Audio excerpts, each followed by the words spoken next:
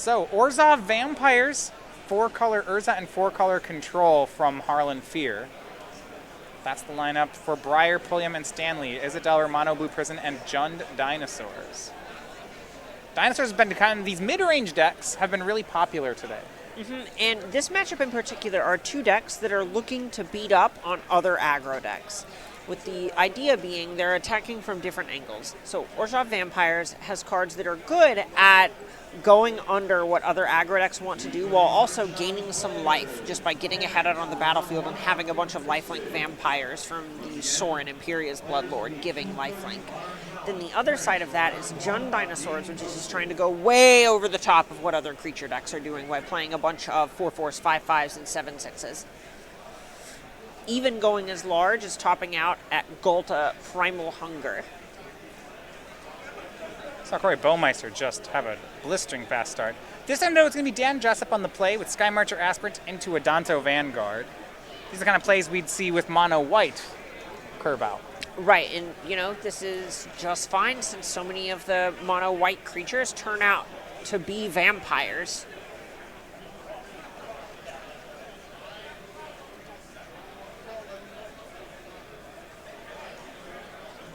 It's Odapek Huntmaster for Stanley. He wants to try to ramp up to the large dinosaurs so that he gets blockers on the board very quickly in this matchup.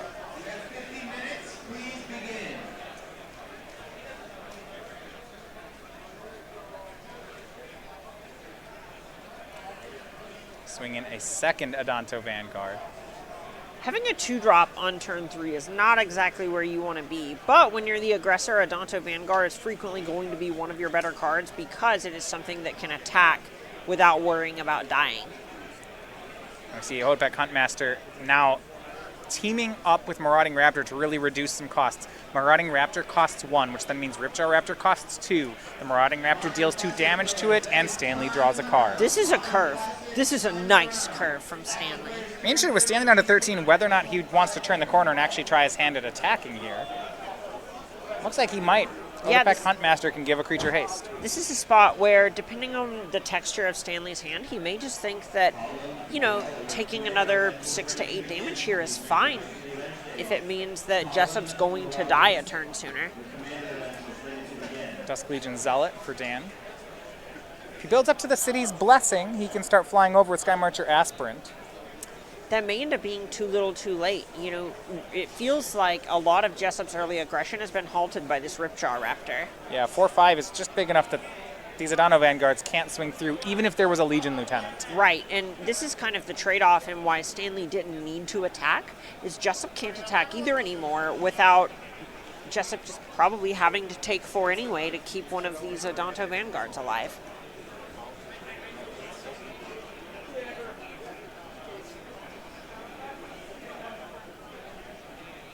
Legion's Landing for Dan. That is permanents number 9 and 10. He will gain the city's blessing.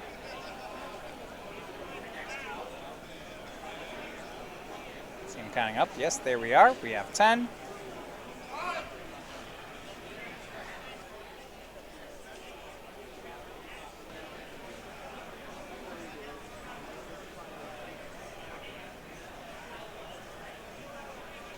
And swing in both Vanguards and the Aspirant.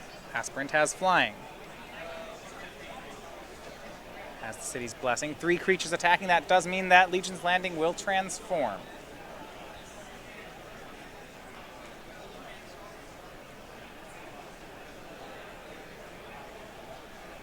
Pair of blocks here, perhaps. Certainly one block is free. With a second block, it's not unreasonable. It would see whether or not Dan would actually pay to save the Vanguard. Yeah, the tough thing is if you want to pay to save both of them, because the dinosaur deck is something that can turn the corner so fast. Odapek Huntmaster blocking the Adanto Vanguard.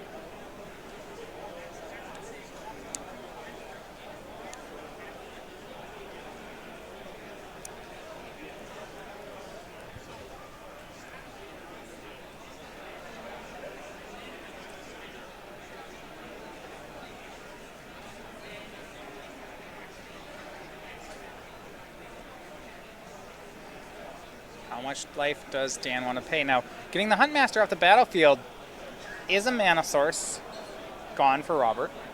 Right, so that's a win for him here. It's whether or not he actually feels like he can afford to just go to 11 in order to save both of them. Saving the first one is not necessarily free, but it's closer to it, and you can't just throw away your entire battlefield for the sake of trying to destroy this Odepic Huntmaster.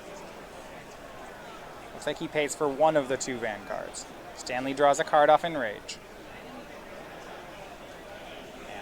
This kind of shows why Dan was willing to let one go. His hand had a 3rd Odonto Vanguard in it. Oof. Paying for that many of those would have been rough, especially if you go down to 11. You can't even pay for all 3 anymore anyway. Yeah. Yeah, the 3rd one doesn't really have that second ability. Exactly. It's just a 2-mana 3/1 while it's attacking. And Jessup's firmly in the spot where it's not that he doesn't care how many cards Stanley draws, but the fight is not over card advantage with Stanley. It's about being on the battlefield and actually getting Stanley dead before he's able to cast all of the spells in his hand. If you're planning to have Stanley die with cards in his hand, there's not a huge difference between Stanley dying with 4 cards and dying with 5 cards in hand. Here are a pair of blockers. Regisaur Alpha from Robert Stanley brings a token along with it. Not sure if he'll want to attack. Remember that the Marauding Raptor will deal 2 damage to both the dinosaurs, so they could be blocked by a Dusk Legion Zealot and trade. Oof. The Ripjaw Raptor can attack. Very interested in trying to start turning the corner here from Stanley's side of the battlefield. Ripjaw Raptor will attack. Is Marauding Raptor going to join along? It will. 2/3 comes in. Actually, not just a 2/3, it is a 6/3. It's feasted on 2 different dinosaurs this turn. Delicious.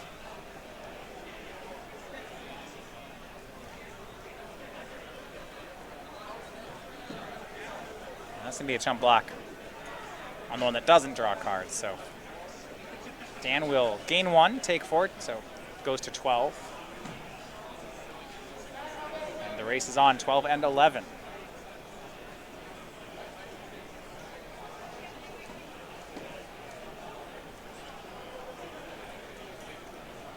Not great attacks for Jessup. 5 mana.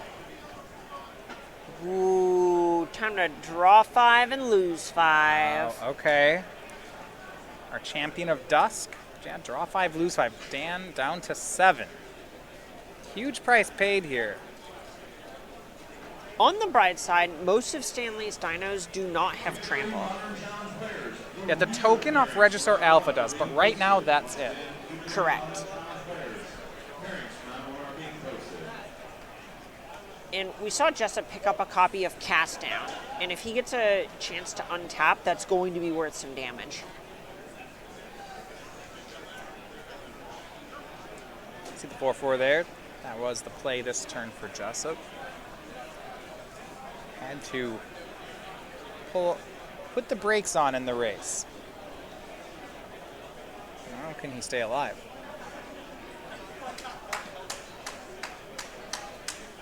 Two copies of Rotting Regisaur in Stanley's hand. Just even more size.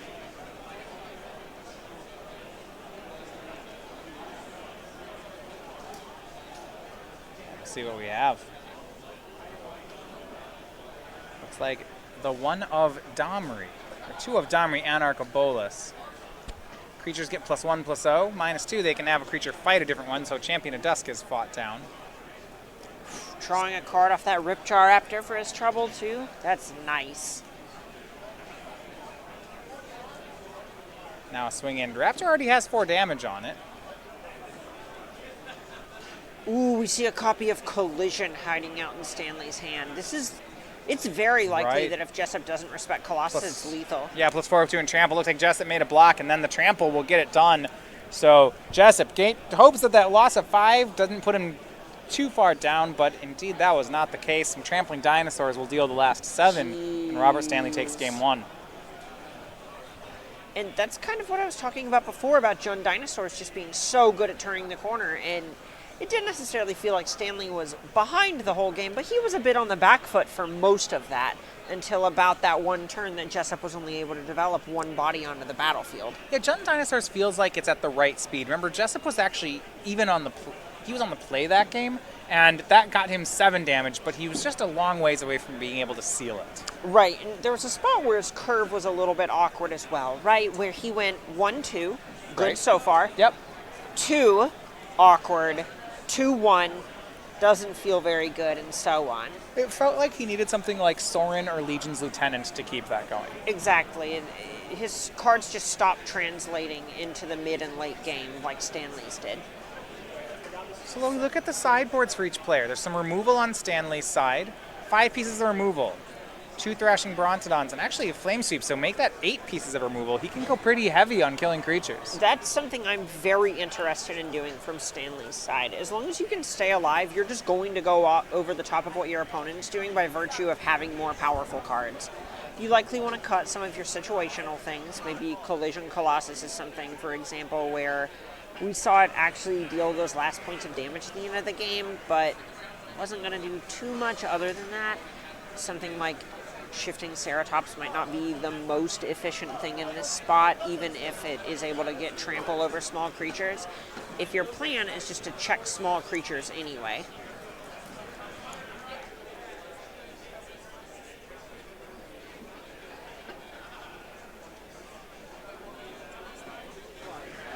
And over on Jessup's side, I really like copies of D-Spark, Noxious Grasp, any of these cards that are able to check things like Ripjaw Raptor, which just did so much work for Stanley in that first game, are the kinds of effects that Jessup is really going to need to lean into here. Gideon's something else that I'm really going to like here as a card that can actually just attack through these dinosaurs and come down early and fill that mid part of his curve.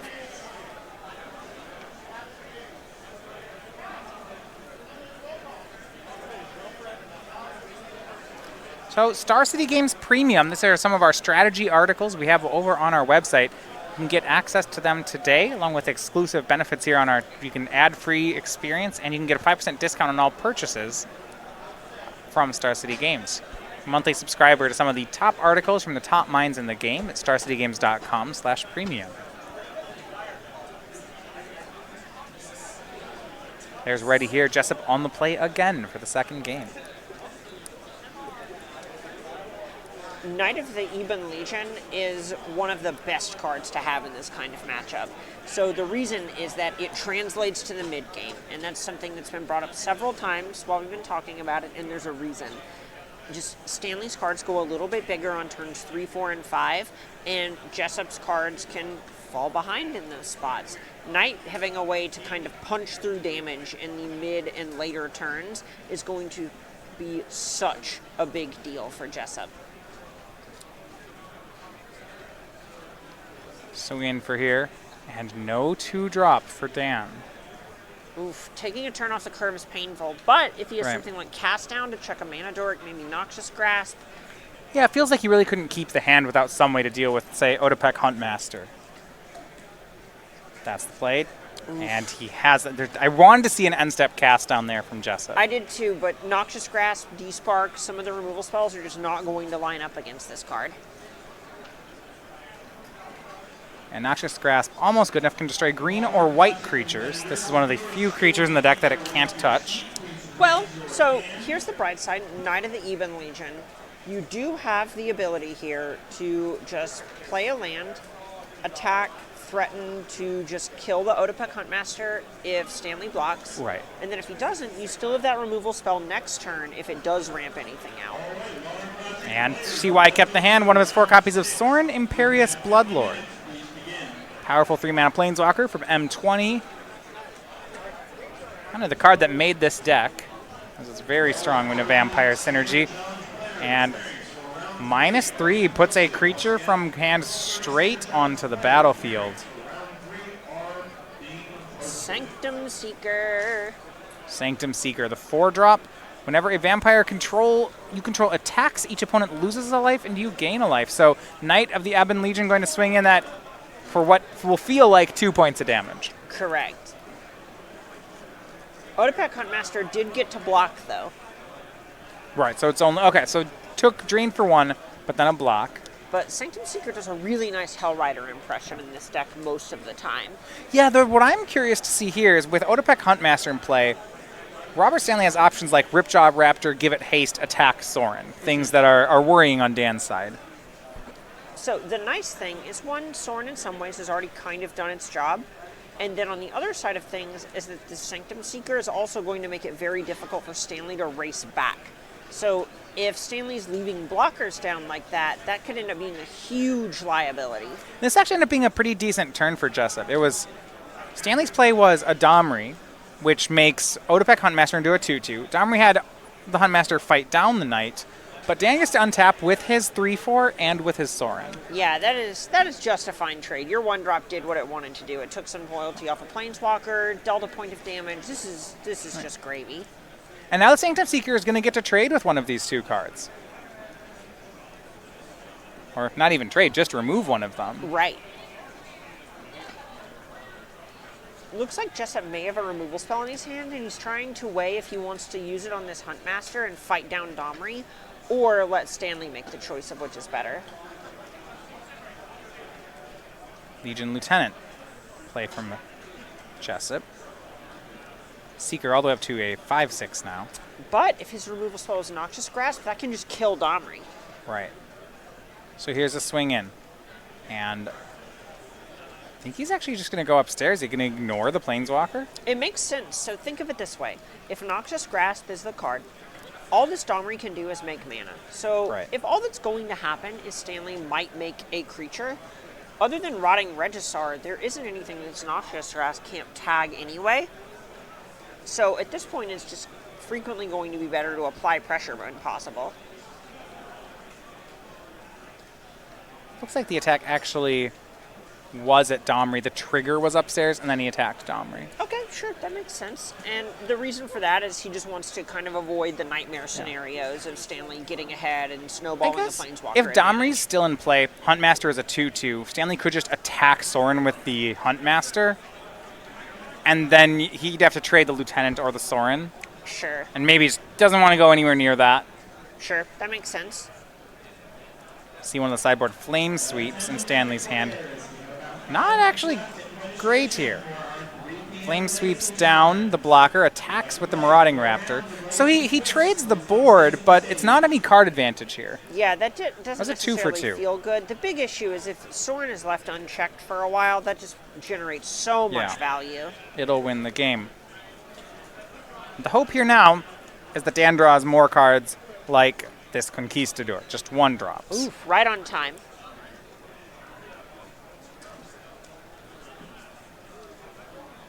Ripjaw Raptor from Stanley's side. No thank you, says Jessup. No drawing cards. Here's that Noxious Grasp he's been holding on to. 5th land and a pass from Stanley. 2 cards left. Still taking damage. He is down to 12.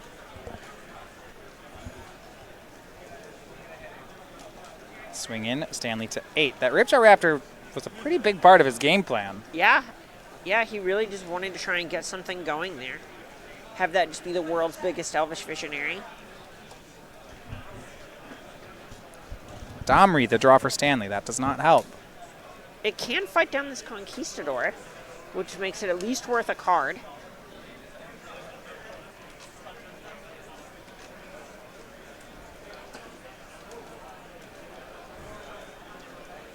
It's not necessarily pretty, but with the way that the triggers work, Jessup's effectively threatening lethal next turn.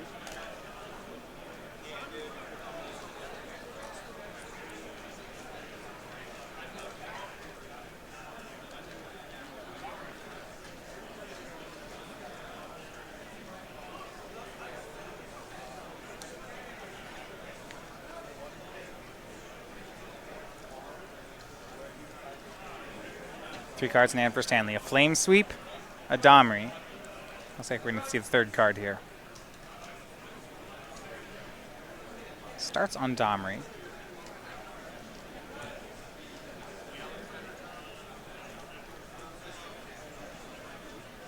And then Flame Sweep, so that takes care of the Conquistador. And just passes. So last card actually still hidden.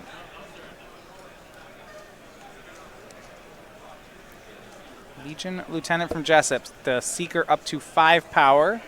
5/6 is big, especially against the dinosaur deck. And I like this from Jessup. He holds off on damage to attack Domri. Pulliam, or Stanley rather, down to 6. And he's going to block for his Planeswalker. Stanley, yeah, a big pound there. We need some help. Looks like a removal spell.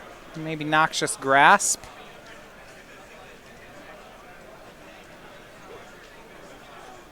Does look like a Noxious Grasp, which is not going to help against this Sanctum Seeker. No, that card doesn't. It can answer the Legion Lieutenant. That may not be it. We see a fight there of Domri. Takes down the Legion Lieutenant. But I think the Seeker set to go the distance here. Yeah, with the way with its trigger, if it gets this turn in, Stanley has to kill it next turn. Right, because he'll be at 1. Right. Then any vampire off the top is lethal, and the Sanctum Seeker itself is lethal. Right.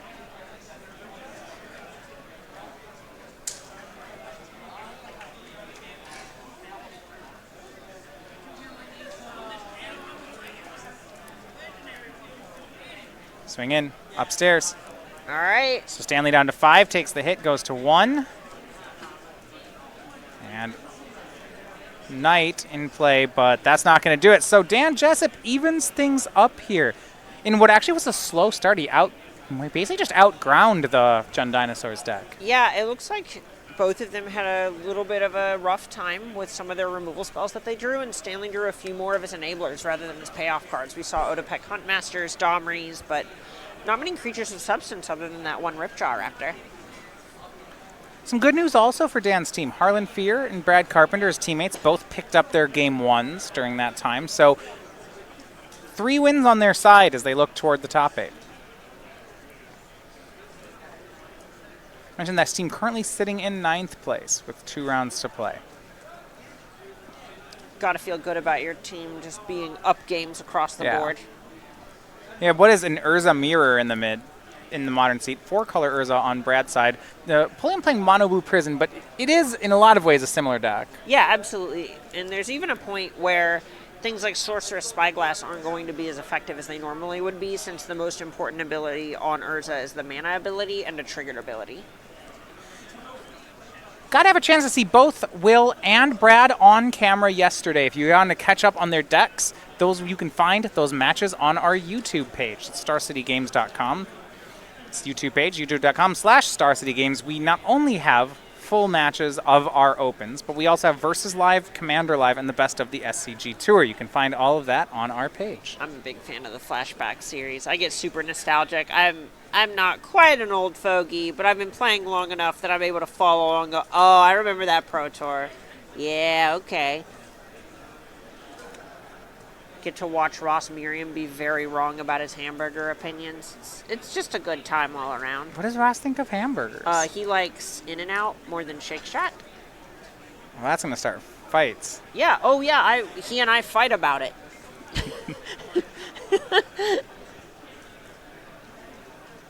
It's just not realistic. Oh, thank God, Magic's being There we played. go, there we go. Commune with Dinosaurs. Cut me off. Rotting Regisaur set up here for Robert Stanley. 3 drop. And Jessup goes to work with Sky Marcher Aspirant. So, this is the first game we've had Stanley on the play. Again, it's turn 2 Otepec Huntmaster. With Rotting Regisaur, that's a very large start to the game. Oof. So fast, and that's basically what the deck wants to be doing. Right. Legion Lieutenant allows Aspirant to swing in for 3. Oh my.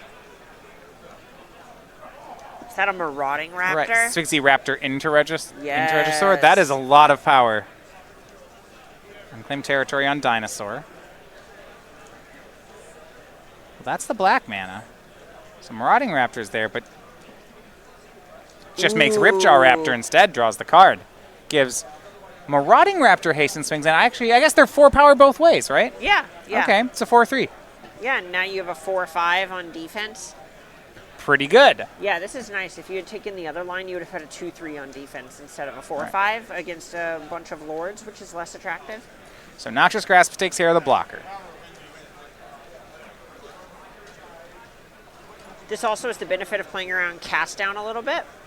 Vicious Conquistador the follow-up. Now, some good news for Dan. His teammate Harlan Fear takes the match with 4-color control over in Legacy. So a win here for him will send it home. Yeah, absolutely. In that 4-color control deck, we've just seen it, picking off Delver decks all weekend.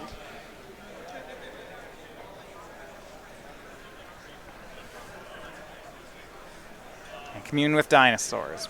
Robert's going to try to find some more ammunition. We know he still has the Regisaur. But he actually is losing the race. He's at 12 currently. Right. Yes, with 2 discount cards like this in play, he might even be able to make 2 creatures. It is possible. The big issue is something like Rotting Regisaur doesn't have trample, and Vampires is very good at making a bunch of meaningless bodies for the sake of life total differences. I feel like you'd almost want 2 Rotting Regisaurs if you were going that route. Right, and then you're discarding 2 cards a turn. Finds Ripjaw Raptor.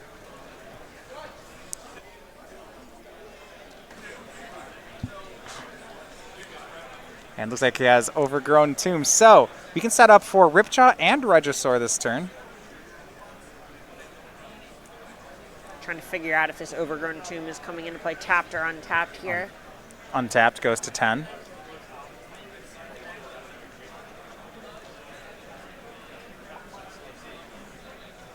Here's Ripjaw Raptor. Draws a card. Draws another Ripjaw Raptor. All right, here's Rotting Regisaur. Give the Regisaur haste. And oh, that Marauding Raptor is a 6-3, so a swing 13. That's nice. I continue to be impressed every time I see this Jund Dinosaur Yeah, stack. no big deal. On turn 3, you made a 4-5 and attacked with a 4-3, and now on this turn you made a 7-6 and a 4-5 and attacked for 13. Last turn he Noxious Grasped the Ripjaw Raptor. You'd think that would slow Robert down. You'd think that. And I would be wrong. Yeah, Rob wouldn't. Yeah. Just look at Dan's head. Just going, are you serious? All I right. thought I had so much time. Take a billion. Got to figure out, can he attack back for 10? Can he remove the blocker and present lethal? Probably not. So chump block it is. Ripjaw Raptor. Or rather, Rotting Regisaur gets blocked. Dan takes 6, goes to 11.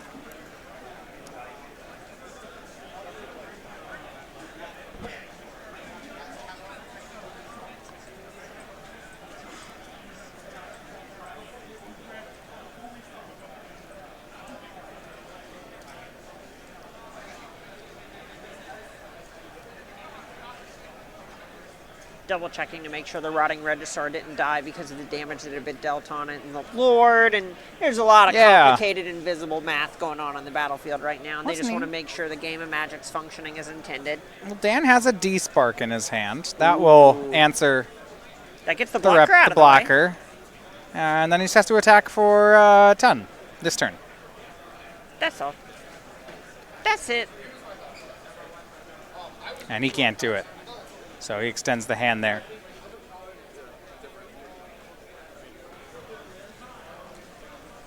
And that one goes Robert Stanley's way. But now the question will be what's happening on the modern table between Brad Carpenter and Will Pulliam.